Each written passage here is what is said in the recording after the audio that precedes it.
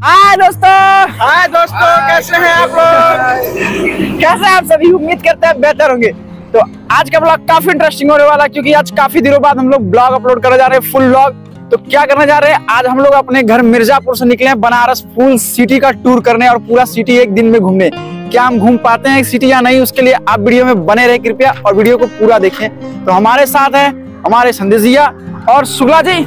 आप तो अलग ही मस्त है, शुक्ला जी भी और संदेश भैया। हम तीनों लोग अभी जा रहे हैं यहाँ से बनारस का पूरा सिटी एक दिन में टूर करने की कोशिश करेंगे और फुल मस्ती के साथ। तो आप लोग वीडियो में पूरा एंजॉय करें। कृपया करके आप सभी से बस एक रिक्वेस्ट है कि वीडियो को पूरा देखें। अब काफी मजा आने वाला है आप सभी को इस ब्लॉग में। अरे चलो सॉरी अभी हम लोग चलते हैं, आप सभी से मिलते हैं नेक्स्ट ब्लॉग में। अरे सॉरी मिलते हैं आप सभी से थोड़ी देर में। तो अभी हम सभी पहुंच चुके थे एक ढाबा पे, जो कि चुनार पे स्थित है। ढाबा पे क्यों, आप सभी समझ ही गए होंगे, क्योंकि पेट पूजा करनी होती है। बिना पेट पूजा करने कहीं जाना उचित नहीं होता हमारे लिए। तो अभी हम जिस चीज का आनंद लेने वाले थे वो होता है बाटी चोखा, जो कि हम सभी का फेवरेट होता है। तो फाइनली अभी खा पी चुके हम सभी यहाँ से चलते हैं आगे काशी की ओर। तो दोस्तों अभी हम तीनों लोग अपनी सारी व्यवस्था पूरा करके और फुल मोड में यहाँ से निकल लेते हैं काशी की ओर। तभी हमारी नजर पड़ जाती है बाइक के इस फ्यूल मीटर पे, जो कि बिल्कुल ही खत्म हो चुका होता है। जिसे देखने पर हमें तो कोई टेंशन नहीं होता, पर थोड़ी देर में हमें जरूर टेंशन हो जाती है, क्योंकि 10-15 किलोमीटर के रेंज में हमें कोई पेट्रोल पंप नहीं दिखता। और हाँ, ये रोड शायद मेरे लिए ही खुला था। तो दोस्तों शायद ऊपर वाले ने हमारी पुकार सुन ली और हमें पेट्रोल पंप दिख गया, क्योंकि जिस बात का हमें सबसे अधिक डर था अब वो हमें करना नहीं पड़ेगा, जो कि होता है पैदल चलना। यहाँ से हम लोग चल रहे हैं घूमने आगे। शुक्ला जी कहाँ चल रहे हैं? सबसे पहले रामनगर। तो सबसे पहले हम जा रहे हैं रामनगर के किला दिखाते हैं। सूर्य गाना भी बन चुका है इस पे। तो दोस्तों अभी हम सभी पहुंच चुके थे बनारस के सुप्रसिद्ध रामनगर का किला में। तो यहाँ पे आने के बाद सबसे पहले आपको लेनी पड़ती है टिकट, जो कि 80 रुपए पर पर्सन होती है। और अंदर आपको म्यूजियम में काफी सारी चीजें रखी हुई देखने को मिल जाती है, जो कि होती है राजा की पुरानी से पुरानी गाड़ियाँ। और वहाँ पे कुछ रखे और भी काफी एंटीक चीजें होती है, जैसे की ये रानी की पालकियाँ हैं। तो आइए फिर चलते हैं सेकंड ब्लॉग में, क्योंकि ये था अभी फर्स्ट ब्लॉग। तो सेकंड ब्लॉग में देखते हैं क्या क्या है। तो यहाँ पे है राजा रानिया की कुछ पुराने से पुराने कपड़े और वहाँ का कुछ उस समय का वाद्य यंत्र, यानी कि गिटार सितार ये सब था। और वहीं दोस्तों सैनिकों का गन्स वगैरह भी हमें देखने को मिल जाता है। और हाँ, पबजी लवर के लिए AWM भी रखी हुई है। और यहाँ बाघ का खाल वगैरह होता है। और इसी के साथ दोस्तों यहाँ की बिल्डिंग काफी पुरानी हो चुकी होती है। और हम चलते हैं इस अंधेरी गुफा के रास्ते पीछे। तो दोस्तों अभी हम फाइनली आ चुके हैं, कहाँ आ चुके हैं? रामनगर के किला। रामनगर के किला पे अभी हम लोग बैठे हुए हैं, क्योंकि अंदर फोन से फोटो लेना वर्जित है। तो हमारे शुक्ला जी साथ थे, जिनके कुछ कर कमलों द्वारा 2-4 पिक्स हम लोग लिए हैं, वो आपको दिखा देते हैं। अभी हम लोग कहाँ पे बैठे हैं आपको दिखाते हैं। काफी प्यारा सीन है यहाँ का। तो ये है जो किला है रामनगर का, उसके पीछे का सीन है होता है। यहाँ पे ये मंदिर है बाबा भोलेनाथ जी का हमारे, और पीछे से किले का व्यू कुछ ऐसा लगता है, पूरा देख सकते हैं। इसके जस्ट पीछे ये रहा किला, यहीं पास में गंगा माता भी विराजमान है। किले के अंदर कुछ पुरानी एंटीक चीजें रखी हुई हैं, जैसे कि राजा का कपड़ा, गन्स वगैरह, उस टाइम की तलवार वगैरह, यही सब कुछ था। और कुछ अधिक था नहीं, बट पिक्चर लेना मना था, पता नहीं क्यों। और आप देख सकते हैं बनारस सिटी है, काशी जिसको बोलते हैं। तो अभी चलते हैं वहाँ सिटी पे भी घूमते हैं, उधर भी। और ये रहा ब्रिज, कनेक्ट करता है रामनगर से बनारस को शायद। क्या हुआ शुक्ला जी? कौन सा? वाह भाई वाह। अभी एक भाई मिले हैं यहाँ फोर्ट के पास। उनके भाई का अभी चैनल का सब्सक्राइबर आप देख सकते हैं 1 मिलियन सब्सक्राइबर हैं। तो भाई बता दो कहाँ से हैं आप? चौकाघाट से।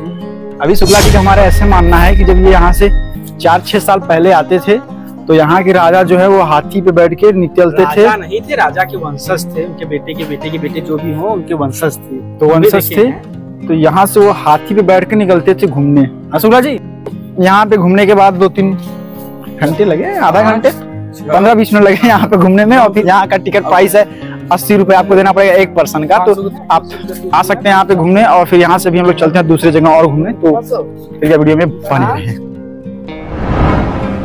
तो दोस्तों फाइनली अभी रामनगर का किला देख के हम सभी आ चुके थे यमहा के एजेंसी, क्योंकि आज हमारे बाइक की सर्विसिंग की डेट भी थी। तो हम सोचते हैं क्यों ना इसी टाइम पे सर्विसिंग भी करा लिया जाए। और फाइनली थोड़ी देर इंतजार करते हैं, 1-2 घंटा लगता है और हमारी सर्विसिंग हो भी जाती है। और फिर यहाँ से चलते हैं घूमने, आप सभी को आगे दिखाते हैं खूबसूरत चीजें। तो दोस्तों जैसा कि हम तीनों ने डिसाइड किया है कि बनारस की मैक्स टू मैक्स चीजें एक दिन में घूमने का प्रयास करते हैं। हम जितनी भी चीजें घूम सकते हैं, 4, 6, 8, 10 जितनी भी, वो एक दिन में घूमने का पूरा प्रयास करेंगे। अभी हम जा रहे हैं तो सबसे पहले महादेव का आशीर्वाद लेने काशी विश्वनाथ की मंदिर। यहाँ पे अभी क्या हुआ था दोस्तों, मैं कर रहा हूँ वॉइस ओवर क्योंकि वहाँ पे आवाज काफी ज्यादा नॉइस थी तो वॉइस क्लियर नहीं आती। दोस्तों अभी फाइनली हम लोगों ने कर लिया है बाबा के दर्शन। अंदर फोन नहीं ले जा सकते क्योंकि हमें दुकान वाले भैया भी बोले थे कि अंदर फोन वगैरह अलाउड नहीं रहता तो आप नहीं ले जा सकते, तो हम लोग ऐसे ही चले गए। पर सुकून काफी ज्यादा वहाँ पे था, काफी अच्छी मंदिर थी और फाइनली भगवान का आशीर्वाद लिया ऊपर वाले का और वहां से हम सभी चल रहे हैं अब आगे। तो आगे हमें कहाँ जाना था दोस्तों, अब हम अपना अगला सफर तय करते हैं मणिकर्णिका घाट जो कि यहीं पास में होता है, वहां से लगभग 500-600 मीटर की दूरी पे। तो हम तीनों निकल जाते हैं अपनी अगली से पड़ाव। तो दोस्तों अभी हम तीनों निकल लिए मणिकर्णिका घाट की ओर, क्योंकि आज तक हमने सिर्फ इस चीज को भी रील्स में देखते हैं और ऐसा लोगों का मानना होता है कि यहाँ से मुक्ति का द्वार शुरू होता है। काफी चर्चित होती है बनारस की ये गलियां। तो फाइनली अभी इन गलियों में चलने का हमें मौका मिला। तो दोस्तों लगभग 1.5-2 किलोमीटर चलने के बाद हम अपने घाट पे पहुंच जाते हैं, पर उससे पहले हमें रास्ता पता नहीं होता क्योंकि गलियों में कुछ समझ नहीं आता किधर जाना है और लोगों से पूछ कर हम आगे बढ़ते चले जा रहे थे। फाइनली हमें ये बोर्ड दिखाई देता है मणिकर्णिका का। तो फाइनली दोस्तों अभी हम सभी आ चुके थे मणिकर्णिका घाट। तो मैं आप सभी को बता देना चाहता हूँ कि यहाँ का नाम मणिकर्णिका क्यों पड़ा है। मणिकर्णिका मतलब कान की बाली से लिया गया है, जो कि एक संस्कृत वर्ड होता है। तो ऐसा मानते हैं कि यहाँ पे माता पार्वती के कान की बाली गिर गई थी जिसको उठाने शिव जी आए थे। तो ऐसा मैंने भी कहीं सुना था, तो शायद इसकी वजह से यहाँ का नाम जो पड़ा है वो मणिकर्णिका घाट है। अगर आप सभी को कुछ पता होगा तो कमेंट में करके बताएं। और हाँ, यहाँ की जो सबसे खास बात होती है कि हजारों टन लकड़ियाँ यहाँ पे आपको देखने को मिल जाती हैं, जो कि डेली कुछ न कुछ यहाँ पे यूज होती रहती है। यहाँ पे कई सारे लोग आते हैं। ऐसा लोगों का भी मानना है कि 24 घंटे यहाँ पे किसी न किसी की डेड बॉडी चलती रहती है, क्योंकि सबका ख्वाहिश होता है कि मरने के बाद यहाँ पर आया जाए और मुक्ति को सीधे द्वार आपको यहाँ से मिलती है। तो फाइनली दोस्तों अभी वहाँ पे हम लोग घूम फिर के आ चलते हैं आगे की ओर। अब अपनी सेकंड पड़ाव तय करते हैं कि यहीं पास में 10 अश्वमेध घाट होता है, तो वहाँ चल लेते हैं। पर उससे पहले हमारी जो एक सबसे बड़ी बीमारी होती है भूलने की, हम अपना हेलमेट हर जगह भूल जाते हैं दुकान पर। फाइनली आकर वापस लेते हैं, जो कि मिल भी जाता है, हमारा किस्मत सही होती है। और फिर इससे न भूलने का तरीका हम सोचते हैं क्यों ना इसे पहन ही लिया जाए। बार बार इसको उतार के रखने और भूलने की प्रॉब्लम ही समाप्त हो जाती है। और फाइनली इसे पहनकर हम निकल जाते हैं आगे। तो अभी हम चल देते हैं 10 अश्वमेध घाट। पर उससे पहले यहाँ की काफी मार्केट्स में काफी सारी चीजें मिलती रहती हैं, लेडीज के लिए बॉयज के लिए भी, जो कि काफी भीड़ होता है यहाँ पे।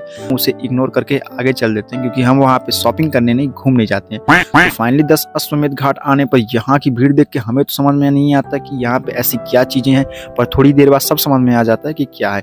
यहाँ पे हमें देखने को मिल जाता है माँ गंगा का मंदिर, जो कि हम आज से पहले कहीं नहीं देखे होते हैं, जो कि यहीं घाट पे बगल में ही बना होता है। और दोस्तों यहाँ पे एक लगे बोर्ड के अनुसार हमें पता चलता है कि ब्रह्मा जी ने यहाँ पे सबसे पहले 10 अश्वमेध यज्ञ किया था, जिसके बाद यहाँ पे स्नान करने से लोगों को उस यज्ञ का फल प्राप्त हो जाता है। शायद इसी की वजह से यहाँ का नाम 10 अश्वमेध घाट भी पड़ गया हो। और फाइनली दोस्तों यहाँ पे हम लोग घूमने के बाद और थोड़ी देर अपनी थकान दूर करने के बाद यहाँ से हम चल देते हैं आगे। दोस्तों अभी हम चल देते हैं अपनी अगली पड़ाव की ओर। पर हाँ, उससे पहले रास्ते में हम 10 अश्वमेध घाट से जब जा ही रहे होते कि तभी हमें एक और गेट दिखाई देता है जो बाबा विश्वनाथ के द्वार पर ही जा रहा होता है। पर अभी हम जा रहे थे अपनी बाइक लेने, क्योंकि अब हम अगला सफर अपना तय करेंगे अपनी बाइक। बगल में ही पार्किंग स्टैंड था जहाँ पे अपनी बाइक को हम खड़ा किए थे और वहां से अपनी बाइक ले लिए और चलते हैं आगे। अभी हम जा रहे थे BHU, क्योंकि वहाँ पे भी एक कोई मंदिर है, वहाँ पे हमें घूमना था। उससे पहले अभी हम चलते हैं अपनी पेट पूजा करने, क्योंकि पेट की भूख बहुत ज्यादा थी, जिससे कि हम चल भी नहीं पा रहे थे, इतनी ज्यादा भूख लग रही थी। तो आइए चलते हैं खा पी के यहाँ से आगे। तो अभी हम आ चुके थे शुक्ला जी का फेवरेट डिश खाने, कबाब जिसको बोलते हैं। तो शुक्ला जी को ये डिश बहुत पसंद है, जिसको खाने वो कभी कभी मिर्जापुर से बनारस भी आ जाया करते हैं। अभी हम फाइनली इसे खा पी कर चलते हैं आगे।